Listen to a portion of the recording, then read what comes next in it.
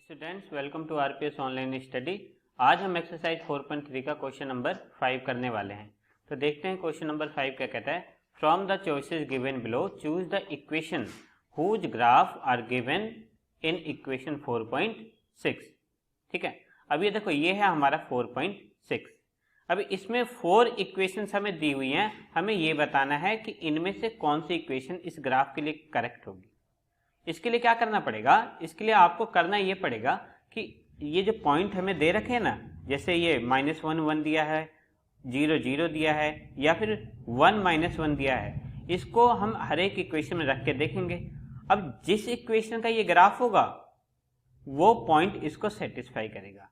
Means तीनों के तीनों पॉइंट जिस इक्वेशन के होंगे वो उसको सेटिस्फाई करेंगे। तो चलिए वैल्यू रख के देखते हैं हम कौन सा ग्राफ किसका है, पता चलता है। ठीक है, तो देखिए पहला ग्राफ क्या है हमारा, y इक्वल टू एक्स। ठीक, y इक्वल टू एक्स यानी y की और x की वैल्यू क्या है, इक्वल है। अब यहाँ पे देखो x कितना है -1 और y कितना है 1। क्या ये दोनों इक्वल हैं? नहीं है। इसका मतलब ये हमारा ग्राफ नहीं होगा। ये तो हमें पहले ही इक्वेशन से पता चल गया। ठीक है, अब सेकेंड इक्वेशन को देखते हैं। x और y का सम कितना आ रहा है, 0। यहाँ पे देखो x कितना है -1 और y कितना है +1। तो -1 और +1 करेंगे तो कितना आता है 0। चलो पहला पॉइंट तो इसको सेटिस्फाई कर रहा है। सेकंड पॉइंट 0 0 0 + 0 कितना होता है, देखो 0 + 0 कितना होगा 0। तो सेकंड पॉइंट ने भी इसको सेटिस्फाई किया। थर्ड पॉइंट देखते हैं। थर्ड पॉइंट 1 और -1, 1 और -1 को भी ऐड करते हैं तब भी हमारा सम क्या आता है 0। इसका मतलब जो सेकंड इक्वेशन है इसको तीनों पॉइंट्स ने सेटिस्फाई किया। इसका मतलब यही है हमारी रिक्वायर्ड ग्राफ इक्वेशन, यानी ये जो ग्राफ है वो किसका है, सेकंड वाले का होगा। ठीक है, अब देखते हैं फिगर 4.7 के बारे में। वही सेम है, पॉइंट्स को रखना है। अब की बार पॉइंट इसमें क्या है, -1 3 0 2 एंड 2 0। फर्स्ट देखते हैं y equal to x plus 2। ठीक है, तो y equal to x plus 2 है। यहाँ पे x की वैल्यू देखो -1, तो y कितना आ रहा है 3। तो देखो -1 रखा +2। x की वैल्यू को -1 रखने पे जो हमारा y है वो कितना आया, +1 आ रहा है। ठीक है, लेकिन यहाँ पे एक्चुअल में जो y है वो कितना आ रहा है 3। इसका मतलब ये इसको सेटिस्फाई नहीं कर रहा। तो ये हमारी इक्वेशन इस ग्राफ की तो नहीं है कम से कम। ठीक, चलिए सेकंड की बात करते हैं। y equal to x -2। ठीक है, अब y क्या है, x -2। ठीक, पहला पॉइंट रख के देखते हैं। अब जब हमने इसमें पहला पॉइंट रख के देखा तो देखो क्या मिलेगा। तो रख के देखो x की वैल्यू क्या है -1, तो y इक्वल टू -1 -2 कितना आया y आया -3। लेकिन यहाँ पे तो y 3 है ना, तो ये भी सेटिस्फाई नहीं कर रहा। तो ना तो हमारी इक्वेशन ये हुई, ना अभी तक ये हुई। थर्ड वाले को देखो। अब थर्ड वाला क्या कहता है, थर्ड वाला कहता है कि y equal to -x plus 2। ठीक है, क्या कहता है, y equal to -x plus 2। रख के देखो, -1 रख के देखा तो माइनस का -1, देखो यहाँ पे x की जगह क्या रखना है, -1 प्लस 2। तो माइनस और माइनस हो रहे हैं ना, मल्टीप्लाई, तो ये क्या हो जाएगा +1। माइनस का -1 क्या होता है, +1 प्लस 2। तो y की वैल्यू क्या आई 3। इसका मतलब -1 रखने पे y की वैल्यू 3 आ रही है। इस पॉइंट ने तो इसको सेटिस्फाई कर दिया। सेकंड पॉइंट रख के देखो। सेकंड पॉइंट रख के देखने पे क्या मिलता है, 0 और 2, यानी x की वैल्यू हमें क्या रखनी है अब की बार 0। तो 0 रख के देखते हैं अब की बार x की वैल्यू को। तो देखो x की वैल्यू को 0 रख दिया, 0 + 2 y आना चाहिए। कितना आ रहा है, 2 आ रहा है। चलो ये पॉइंट भी सेटिस्फाई कर रहा है।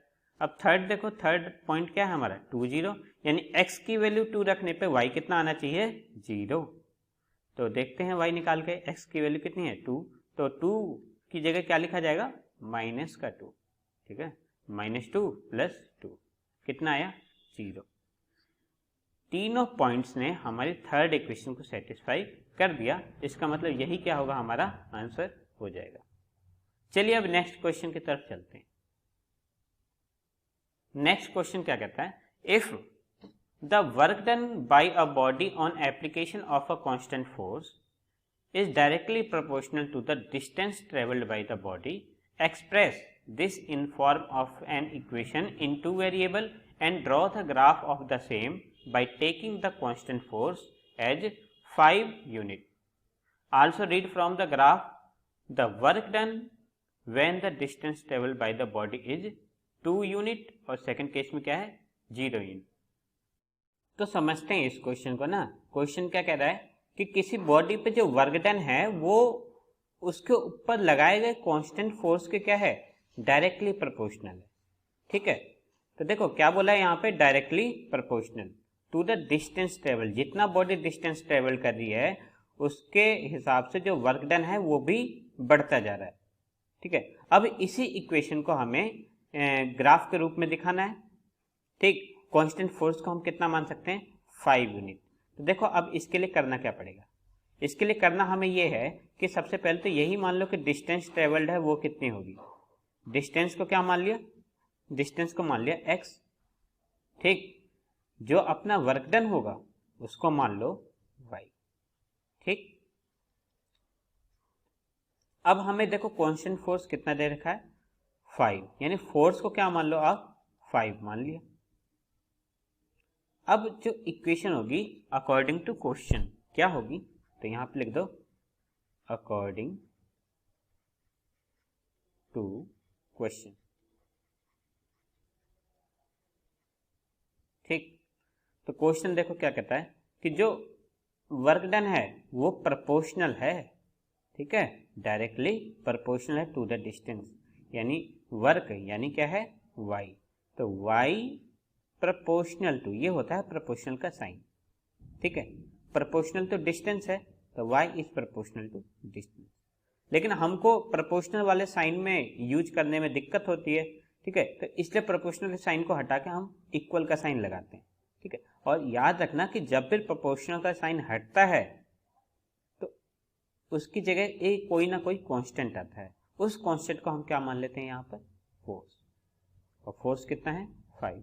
तो y इक्वल टू 5x। ठीक है, तो ये हो गई आपकी रिक्वायर्ड इक्वेशन। समझ में आ गई बात। अब चलो बात करते हैं इसके ग्राफ के बारे में। अब देखो ग्राफ देखा जाए इसका तो इक्वेशन तो ये रही हमारी। ठीक है, और इसके बाद हमें क्या चाहिए, पॉइंट्स चाहिए। मिनिमम कितने पॉइंट चाहिए 2 पॉइंट्स तो चाहिए ही चाहिए। ठीक है, आप और अच्छा बनाना चाहते हो तो 3 पॉइंट ले सकते हो। ठीक है, तो देखो x की वैल्यू को क्या रखो आप 0 रखो। x की वैल्यू को आपने 0 रखा तो y क्या आएगा आपके पास 5 इंटू 0 क्या होता है 0। अब x की वैल्यू को क्या रख लो 1 रख लो, 1 रख लिया तो y कितना आ जाएगा 5 इंटू 1 5। अब 2 रखोगे x की वैल्यू को तो y कितना आ जाएगा 10 आ जाएगा। फिर आपका ग्राफ क्या ज़्यादा दूर तक चला जाएगा। तो ऐसा करो ना, आप x की वैल्यू को क्या रख लो -1, -1 रखने पे y कितना आता है -5। ठीक है, अब देखो ये मैंने ग्राफ बना लिया एक। अब इस ग्राफ पे मेरे को इन पॉइंट्स को डिनोट करना है। तो ये 0 0 ये तो रहा हमारा ओरिजिन। ठीक है, सबसे पहला पॉइंट तो यही हो गया। ठीक, तो इसको यहाँ पे ड्रॉ कर दिया। अब सेकंड पॉइंट क्या है, x कितना है 1 और y कितना है 5। x हाँ ये और y कितना है 5 यहाँ पर। ठीक है, तो इसको क्या करेंगे यहाँ पे 5 को ड्रॉ कर दो। यहाँ 5 इसको यहाँ लिख लिया, पॉइंट में बीच में आ रहा था ना। तो ये देखो ये हो गया मेरा 5 1 और 5। इस पॉइंट का क्या नाम दे देंगे 1 5। इस पॉइंट का क्या नाम देंगे 0 0। अब देखो थर्ड पॉइंट क्या है -1 और -5। -1 तो ये रहा और -5 कहाँ है आपका ये, तो यहाँ पे इस पॉइंट को ड्रॉ कर दो। अब जो ग्राफ होगा एक्चुअल ग्राफ वो हमारा कहां से कहां तक जाएगा, वो ग्राफ होगा हमारा इन तीनों पॉइंट्स को ज्वाइन करने वाला। ठीक है, तो चलो इन तीनों पॉइंट को ज्वाइन करने वाला एक ग्राफ बनाते हैं।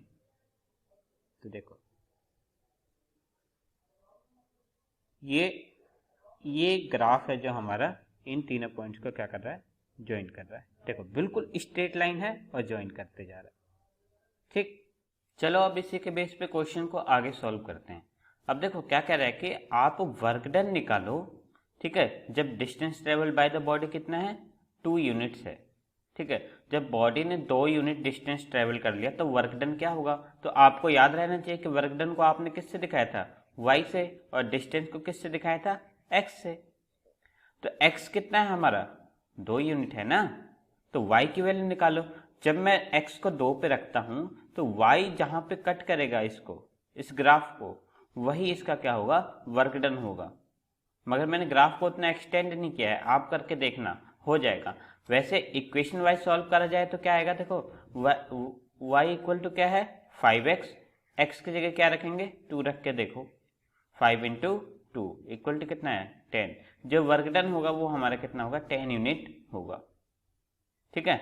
और ये आपको ग्राफ से पता लगाना है। इसको y वाली लाइन को भी आप एक्सटेंड कर देना और अपनी ग्राफ वाली लाइन को भी एक्सटेंड करके देख लेना, और जहां पे ये जो 2 है इसको कट करेगा, ठीक है, ये वाली लाइन इस ग्राफ को जहां कट करेगी वही पॉइंट y का हमारा वर्क डन होगा, ठीक है। अब देखो सेकेंड यूनिट क्या कहता है कि जब हमारा डिस्टेंस क्या हो 0 हो, यानी x की वैल्यू क्या है 0, तो y की वैल्यू बताओ यानी वर्क डन बताओ। तो x 0 कहाँ पे, यहाँ पे 0 है, 0 है तो यहाँ पे y की वैल्यू क्या होगी। तो देखो आपको मैंने शुरुआत में ही बताया था ये वाला पॉइंट क्या था 0 0, ये कौन सा था 1 5, और ये कौन सा था -1 -5।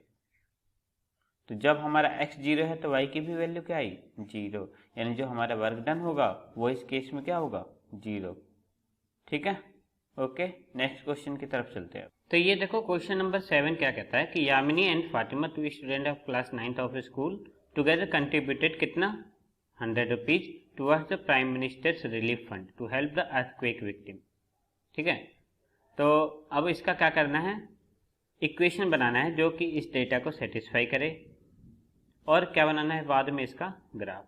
तो मैं क्या करता हूँ कि इक्वेशन बना देता हूँ, आप ग्राफ बनाकर देखना इसका। तो देखो let contribution of Yamini, contribution of Yamini, Yamini का जो कंट्रीब्यूशन है, ठीक है, कितना मान लेते हैं x रुपीज मान लेते हैं, और कंट्रीब्यूशन ऑफ फातिमा क्या मान लेते हैं y रुपीज। अब अकॉर्डिंग टू क्वेश्चन के अकॉर्डिंग क्या है कि दोनों का जो मनी है वो कितना है 100 रुपीज है, अकॉर्डिंग टू क्वेश्चन, ठीक है। दोनों ने 100 रुपये इकट्ठे करे हैं ना, यानी x प्लस y मिला के कितना हुआ 100। तो ये मैंने बना दिया है इसकी इक्वेशन को। आप क्या करो इसका ग्राफ बनाकर देखना, यदि कोई प्रॉब्लम आती है तो मैं हूं, ठीक है। नेक्स्ट क्वेश्चन देखते हैं। ये है हमारा लास्ट क्वेश्चन बच्चों, ठीक है। तो ऐसा करते हैं इस क्वेश्चन को नेक्स्ट वीडियो में करेंगे। Okay bye, thank you.